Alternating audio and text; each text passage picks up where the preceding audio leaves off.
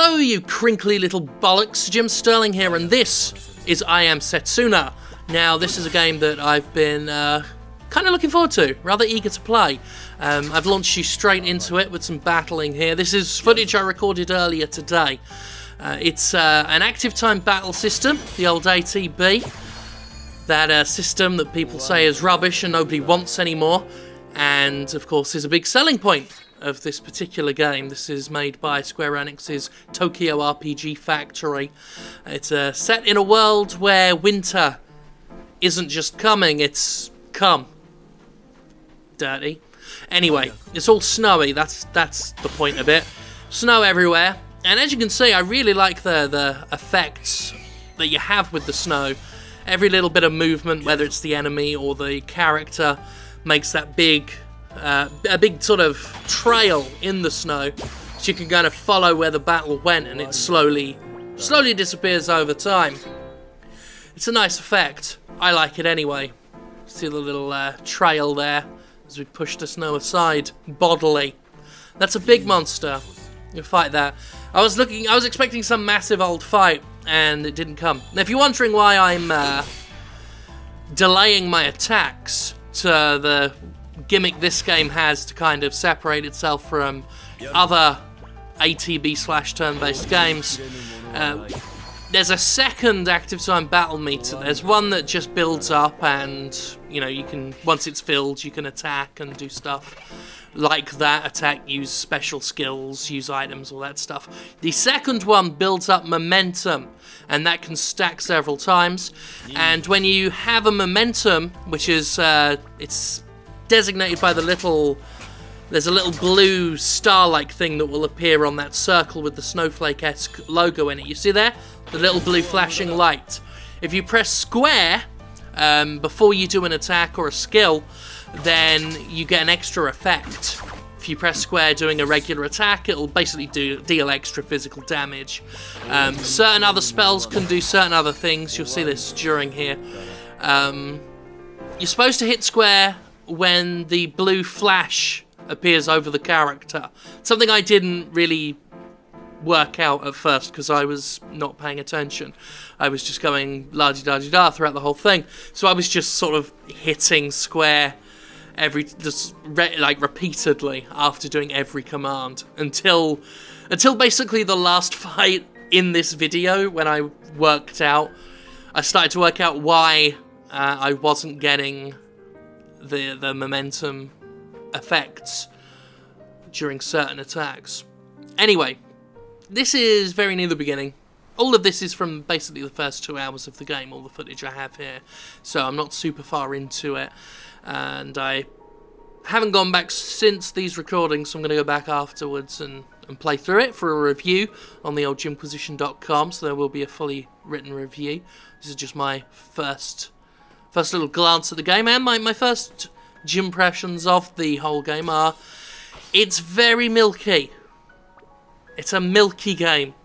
It's designed to get your nostalgia going, and that ain't bad. That's not a bad thing, and this game does it very, very well. So that's good. So I'm a little distracted now because I was worried that the audio and the video are a little off sync on the recording I'm playing back. I don't think that'll happen in the video itself.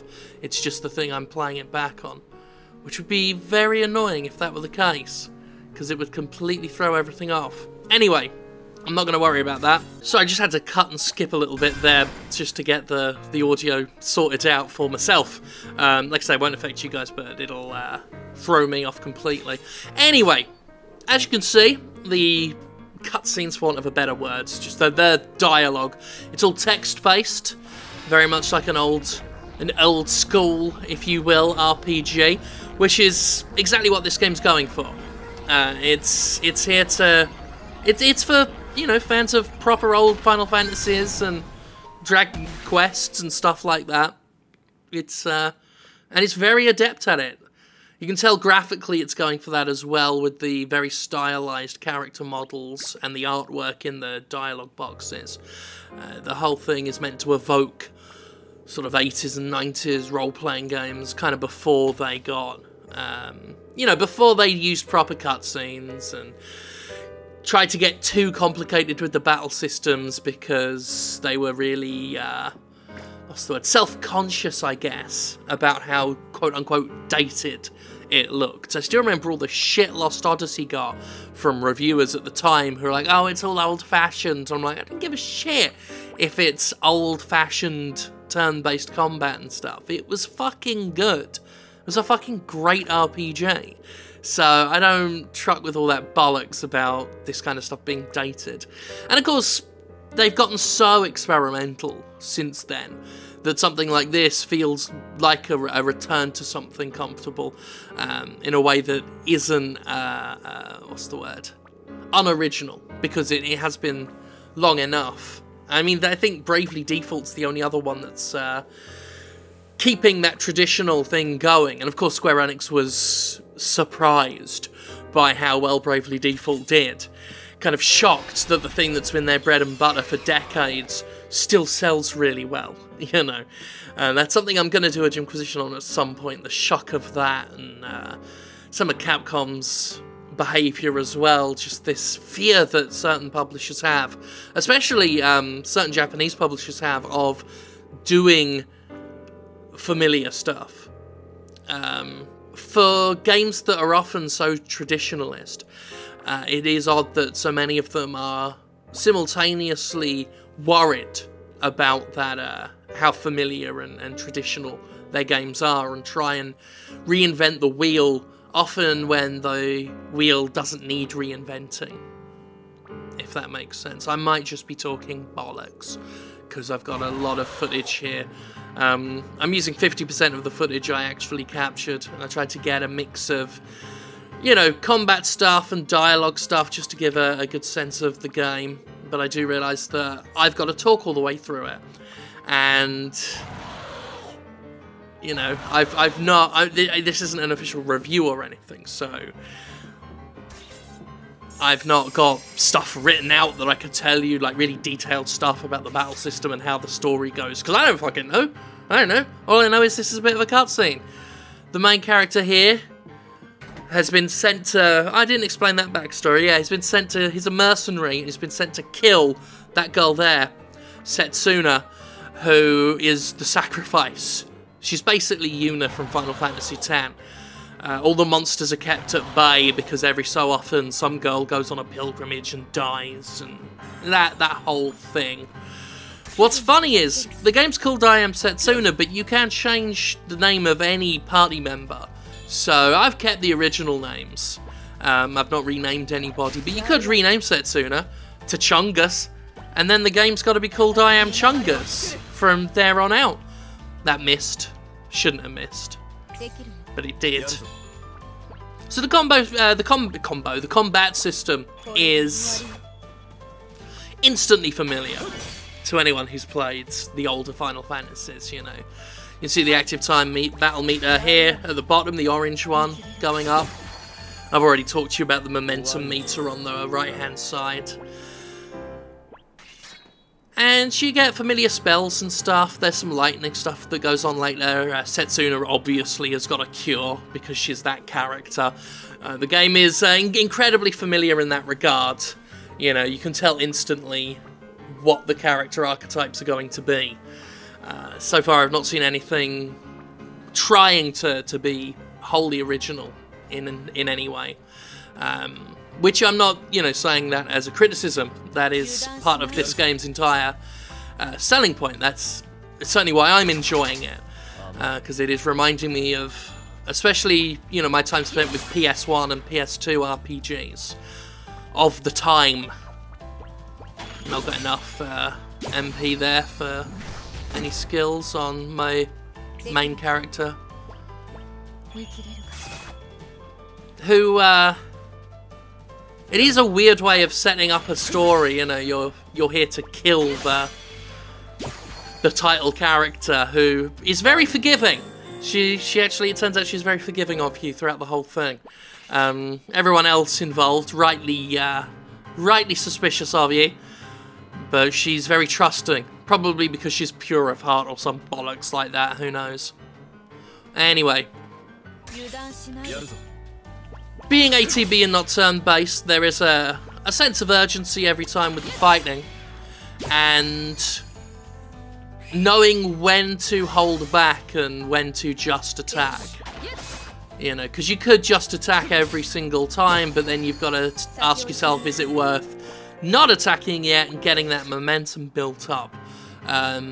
Something I've not played long enough to get a sense of how best to use that momentum stuff yet, so I've been kind of just experimenting, just sometimes attacking, because the momentum meter also builds when you take and dish out damage as well. So it's not like it would never build if you're just doing straight regular attacks every time. But you know, that's something for you to work out as you play. You know, what is the best use of momentum. The more you use momentum as well, you can get random effects that happen in battle. Something else you're told about. These are things that just occur, well, like I say, randomly. They could appear, they could not. And the probability of them appearing increases as you utilize that momentum system. And that can have all sorts of passive effects. The one I remember right now, a couple of them crop up in this video, I believe. The one I remember right now is like all of your character's speed goes up. So, you know, you can get these random positive effects throughout the game. So here's a kind of the first boss, I suppose. It's certainly the first big enemy you come across of any significance. And we're getting ready to fight. And here comes an exchange that's, again, very familiar. The game hits all the tropes on the trope tree as it falls down from the aforementioned trope tree. So here we have the character who wants to help, and the other characters are all like, oh no, it's not safe enough, you know, it's too dangerous, we've got to protect you. And she's all like, no, fuck that, and fuck you, I'm gonna help anyway, you don't have a choice. Oh, that other character, Eternia or whatever her name is, with the green and white hood, she says we have no choice. Like, certainly she said it 3 times in the first, like, hour of her being in the game. Seems to be her thing, is pointing out constantly how they've got no choice and they've got to do something. If I were a less cynical person, I would suggest that was a deliberate thing of pointing out the railroading that can happen in these games. Especially, you know, Japanese role-playing games where the story is very, very linear as opposed to more free-formy, open-world style RPGs. And, you know, maybe that's a commentary on that, but I don't think it is. I think it's just very basic dialogue, you know, possibly a result of localization, who knows. Anyway, she says we have no choice a lot, is what I'm saying, and if you play it for yourself, you'll notice that. And you'll think of me, because I will have pointed it out for you. Anyway, I'm fighting this big bird thing. Eterna, that's her name. Eterna. I don't know how to pronounce it. You know, the only spoken dialogue, as you can hear, is in Japanese, and it's just used for battle stuff. Everything else is text-based, so make your own pronunciations up. Raised its attack, you see. That's what the red flash means.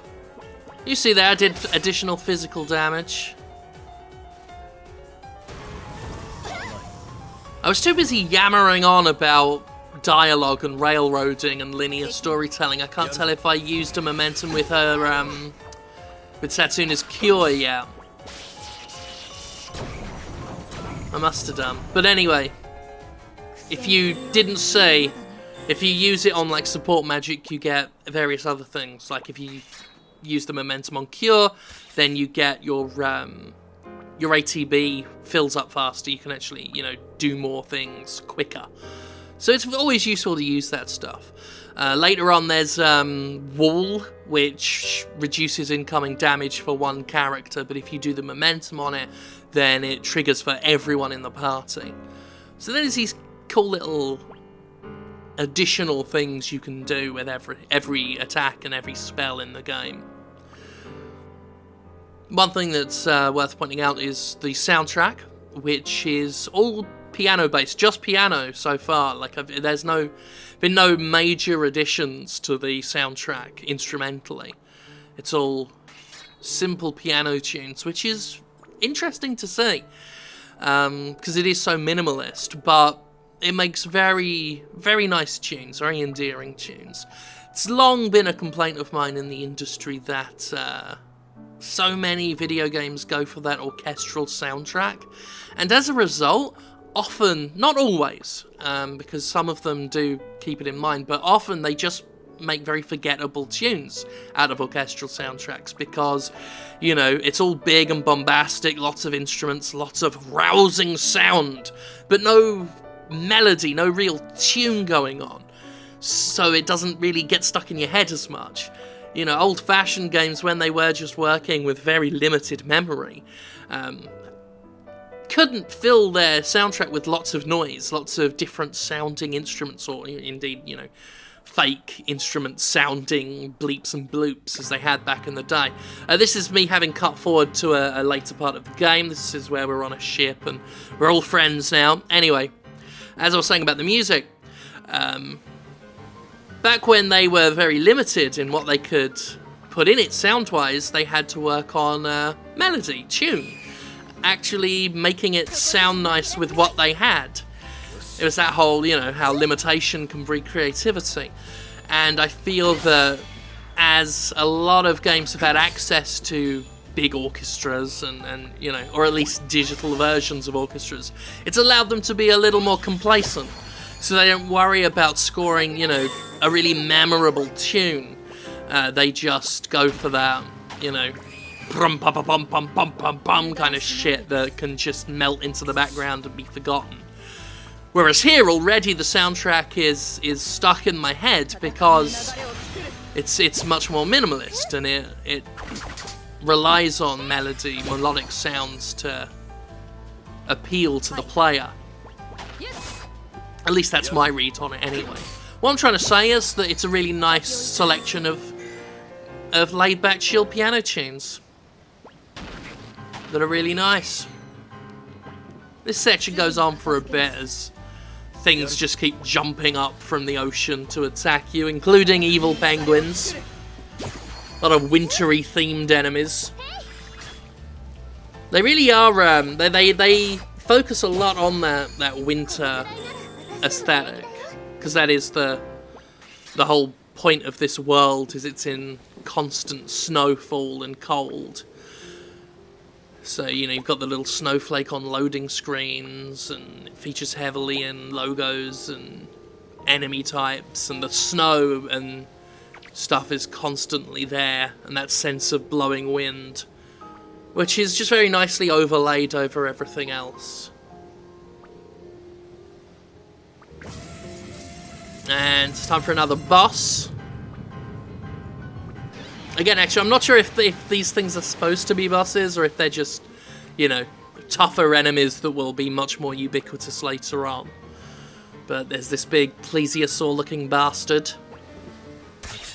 which we're going to have a proper old fight against.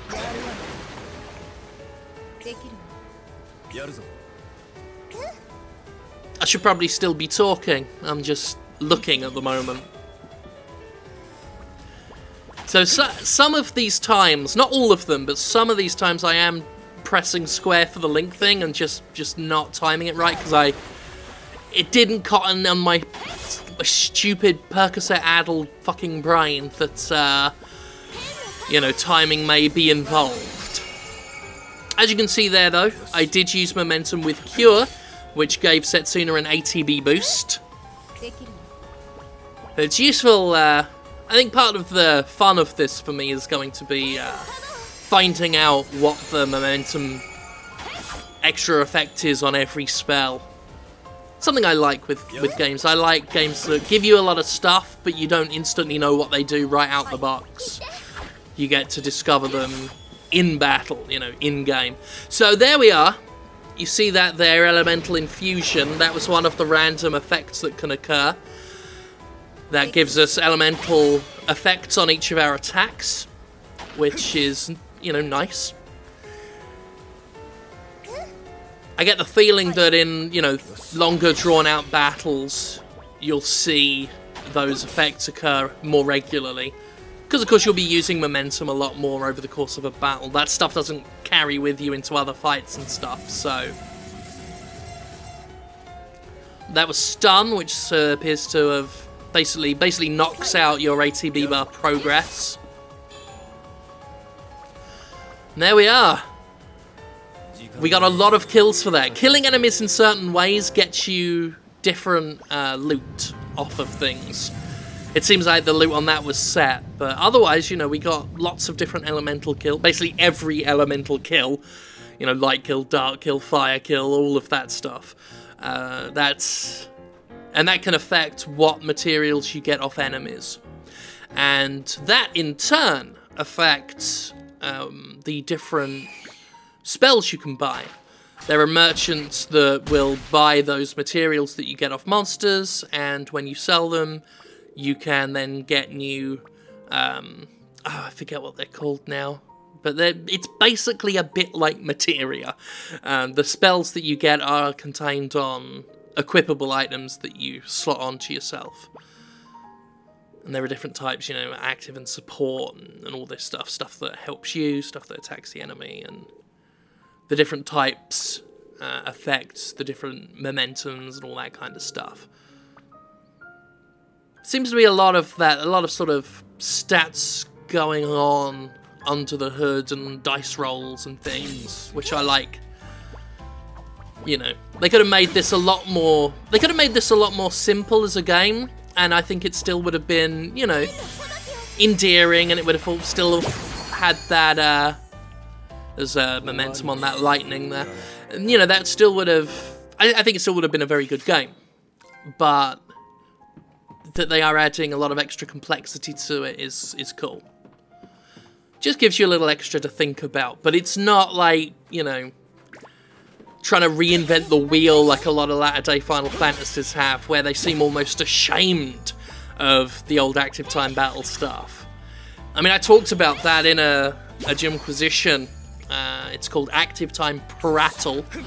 That was the one where I destroyed the statue of Abe from Abe's Odyssey that I was given. Very limited, very rare, practical, one-of-a-kind thing that I smashed on that episode because I was doing a stupid goof. And didn't think about the consequences. Didn't think about the consequences. We'll never get one of those again. Irreplaceable. But anyway, I talk there about the shame that Square Enix seems to have with active time battle systems, and how a lot of people shit on the old ATB stuff. And it was kind of my defense of it, because I still think it was a very fine system. It's another special random bonus that appeared there. Don't know what happened there. Sorry, there's something really up with the playback on here for me. I don't know what it is, but I had all the sound disappear for a second there. Again, I don't think that'll happen in the final render. If it does, then, you know, I fucked up somewhere. But fuck knows. Anyway, there's some cuts there because I was messing around with menus and things. I don't know if you can see the Eterna has a new dagger, which appears to be represented on the character model, which is always nice. As near as I can tell, you can't buy armor or anything. You get talismans, which can have different effects on your momentums and you know, different bonuses, but weapons are the only real thing you can keep getting and changing on your character. Well, that and the special abilities, and of course the talismans, as I mentioned. And weapons themselves can be tempered and improved with materials. Not had a chance to dig into any of that yet so far. Here I am saving. That was fun to keep in the video. It's a nice bit of hot saving action for you. We are coming up on the last battle that we have in this game. This was just me opening up the shortcut for later. Might as well do it now. What else is there? There's food that you can find on the floor. If you see a little twinkling thing on the floor, that's usually like a food ingredient, and you'll be able to give them to chefs, and they can cook you meals, and you can eat those meals before a fight, and they'll have even more bonuses for you. Although they are only temporary, they disappear after the fight. So it's a bit like, you know, taking potions in Witcher or something, you know, just a little bit of extra prep. So, and again, just another cute little feature they threw in that they didn't need to, but just lends that little extra bit of depth to things, but not in an overly convoluted way, which I like. I enjoy it anyway. So yeah, here's a character who has let everyone think he's weak and all this stuff when he's actually strong and he's the big guy, and, you know, again, no original characterization going on so far. Should be familiar to anyone who's played a good number of RPGs in their time. These are all fairly stock characters. But the dialogue's nicely written. You know, it's not particularly deep or linguistically flowery. It's very by-the-book storytelling, but it's nice storytelling. That's the word for it, nice storytelling. And here's a bad guy. I don't know if it's the bad guy of the game, but it's certainly the first notable antagonist that's appeared, Reaper. Not a particularly original name, but it is a dude with a scythe, so if you're going to be called anything, then it's as good a name as any. And here we are! So, Reaper is out to kill Setsuna, which, ironically, was our job as the main, the main character. So this is me just waiting to stack up some momentum stuff. You never know when you might need it. And I'm fairly certain I did press square at that time, but didn't do it when the blue thing was over the head, because it wasn't until halfway through this fight that I worked that out, because I'm a moron! Anyway, we got a thing, a singularity. But that character died. Luckily, we have our version of Phoenix Downs, our Athenian water, so that we can deal with that. Hooray!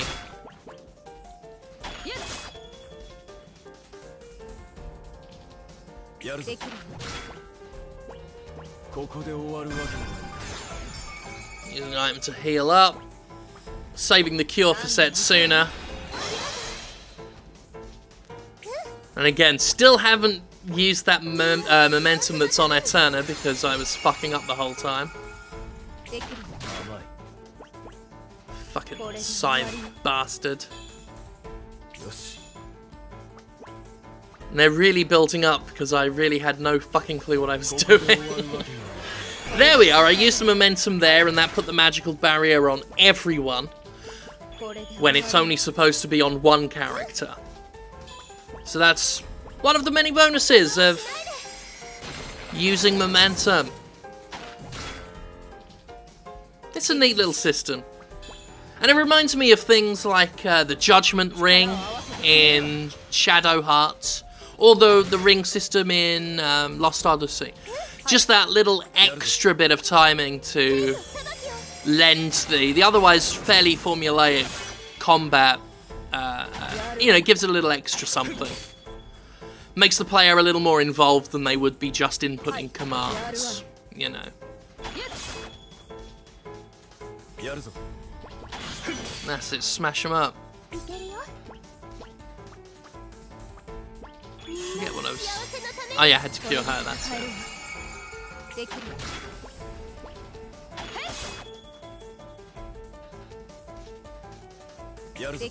It's nice. Visually, I just realized just how pointless that muttering of "it's nice" was. In some ways, I'm reminded somewhat of Final Fantasy IX with the visuals, which is not a bad thing to be reminded of at all. The characters especially, just... And their style, the way they're dressed, and So not just graphically, their actual aesthetic makes me think of Final Fantasy IX, which that's my favourite Final Fantasy, so it's another reason why I'm enjoying it.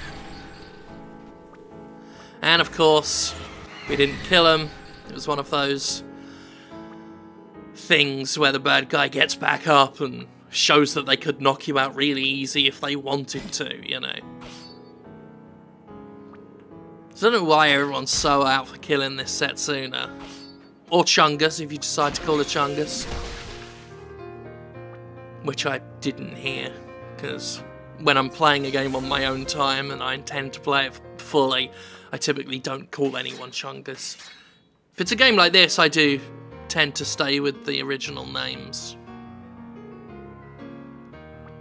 I didn't name Shrewd-Eyed Man. That person's always just called Shrewd-Eyed Man.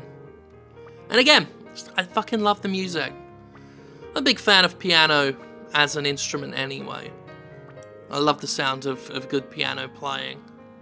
So this soundtrack, you know, having piano throughout the entire thing from beginning to end, that's working out very well for me. Very well indeed. So we're wrapping up now. So, I am Setsuna, very, very promising so far. I've really dug what I've played. I've not had my mind blown by it. It's just been incredibly pleasant. And that's the word for it, pleasant. And that's that. What a pleasant game.